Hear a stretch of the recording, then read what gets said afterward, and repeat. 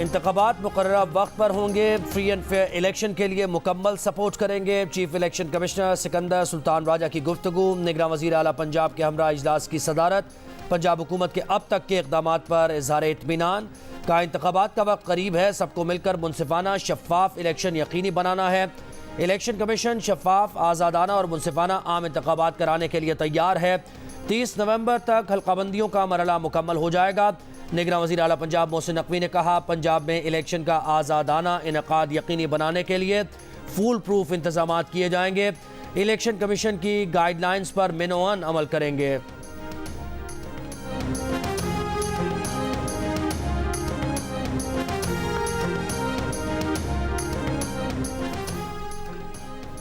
अदालत पार्लियामेंट के अंदरूनी मामलात में मुदाखलत नहीं कर सकती। अदलिया कानून साजी का तब जायजा ले सकती है जब वो बुनियादी इंसानी हुकूक से मुतसादिम हो। कानून साजों का मफाद सामने रखकर कानून साजी जांचना पार्लियामेंट और जमहूरियत को नीचा दिखाने के मुतरादिफ है। अदालतों को पॉपुलर सियासी बयानिए पर नहीं चलना होता। अवामी जज्बात के खिलाफ जाकर भी अदालत को कानून के मुताबिक फैसला देना होता है। जस्टिस मंसूर अली शाह का नैब तरामीम का लदम करार देने के फैसले पर इख्तलाफी नोट जारी। इख्तलाफी नोट में लिखा, अक्सरियत से मंजूर कानून साजी को हिमायत में वोट देने वालों के बजाय पूरी पार्लियामेंट की कानून साजी समझा जाना चाहिए। पार्लियामेंट में कानून साजी से इख्तलाफ करने वाले इसको चैलेंज करने का इख्तियार नहीं रखते। अक्सरियती फैसले में नहीं बताया गया कि नैब तरामीम बुनियादी हुकूक के खिलाफ कैसे थी। दरखास्त गुजार नैब तरामीम को बुनियादी हुकूक के बरक्स साबित करने में नाकाम रहा। साबिक चीफ जस्टिस और जस्टिस इजाजुल अहसन ने दरखास्त गुजार का मौक़िफ़ तस्लीम कर लिया। आइन के आर्टिकल 8(2) के पेश नज़र दरखास्त को मेरिट पर ना होने पर खारिज करते हैं। 15 सितंबर को साबिक चीफ जस्टिस उमर अता बंदयाल ने अपनी मुद्दत मुलाजमत के आखिरी दिन नैब तरामीम केस का फैसला सुनाया था। नैब तरामीम के खिलाफ चेयरमैन PTI की दरखास्त काबिल समाअत करार देते हुए 10 में से 9 तरामीम का लदम करार दी थी। फैसले के खिलाफ अपील पर समाअत कल सुप्रीम कोर्ट में होगी।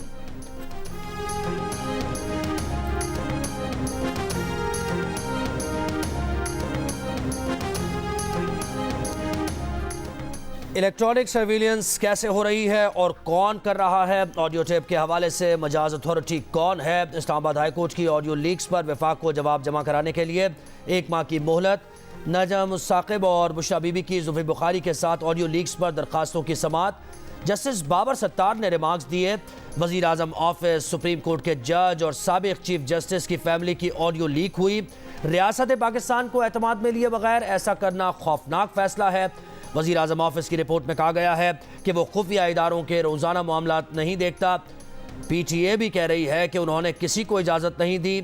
जस्टिस बाबर सत्तार ने अटॉर्नी जनरल से कहा कि वज़ीर आज़म और काबीना से बात करें। ऑडियो टैपिंग मुताल्लिक कोई कानूनी फ्रेमवर्क होना चाहिए। अगर हमारे फ़ोन की निगरानी की जा रही है तो हमें पता हो कि ऐसा कौन कर रहा है।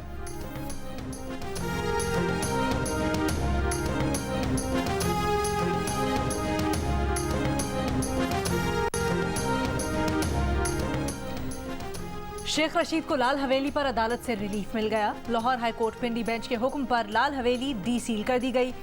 डी सील होने के बाद शेख रशीद लाल हवेली पहुंच गए। अदालती फैसले के बाद शेख रशीद ने कहा, लाल हवेली उनका खानदानी घर है। वो जिस चिल्ले पर गए थे उसने उन्हें एक नया शेख रशीद बना दिया है।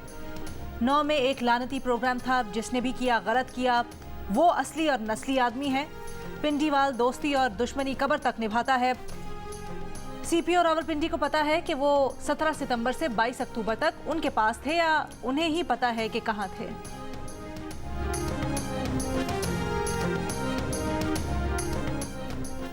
हरियाणा जेल में कैद चेयरमैन तहरीक इंसाफ की हर ख्वाहिश पूरी कर दी गई। जेल ज़राए का कहना है कि अदालती हुक्म और साबिक वज़ीर आज़म के इसरार पर उन्हें वॉक करने के लिए 80 फीट लंबा बरामदा दिया गया है। वर्जिश के लिए 10 लाख रुपए मालियत की मिनी जिम कहलाई जाने वाली 75 किलो वजनी एक्सरसाइज मशीन, देसी मुर्ग समेत मर्जी का खाना, टीवी, चारपाई, मैट्रेस, कुर्सी, मेज़, अखबार, किताबें, अटैच बाथ, बेटों से बात करने के लिए फ़ोन, फैमिली और वकीलों से मिलने की इजाज़त, 6 डॉक्टर, 3 मेल नर्स और खिदमत के लिए एक मुशक्क़ती चेयरमैन PTI को जेल में मैसर है।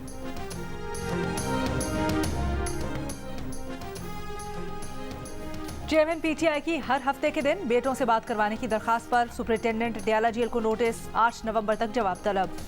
खुसूसी अदालत में चेयरमैन पीटीआई के वकील ने कहा, चेयरमैन पीटीआई का बेटों सलमान और कासिम से बात करना हक है। हर हफ्ते को चेयरमैन पीटीआई की व्हाट्सएप पर बेटों से बात करवाने का हुक्म दिया जाए।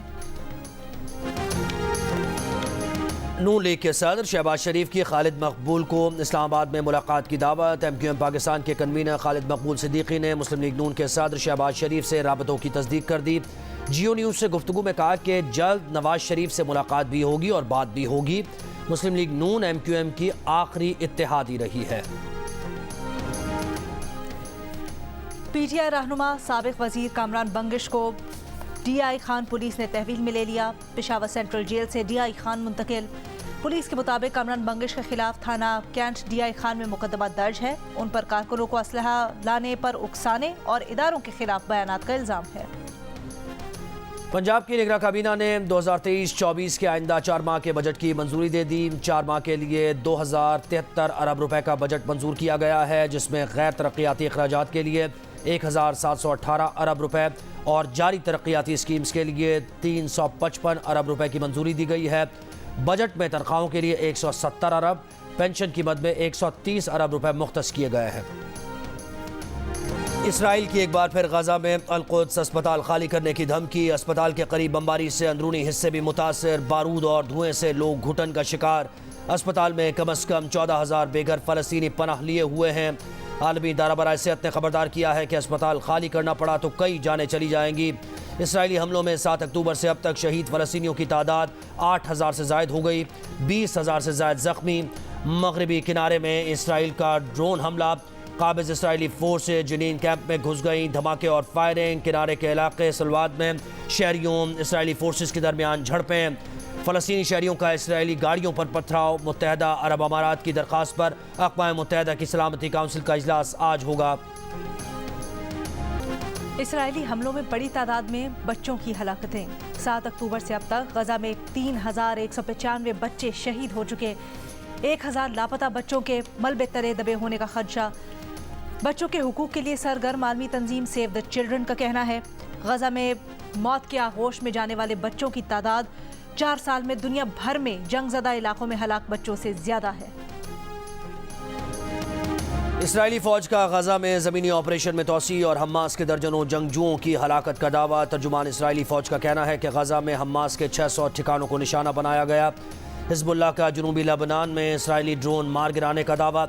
हिज़्बुल्लाह का कहना है कि ज़मीन से फ़ज़ा तक मार करने वाले मिसाइल से इसराइली ड्रोन मार गिराया। ड्रोन को इसराइली इलाके में गिरते हुए देखा गया।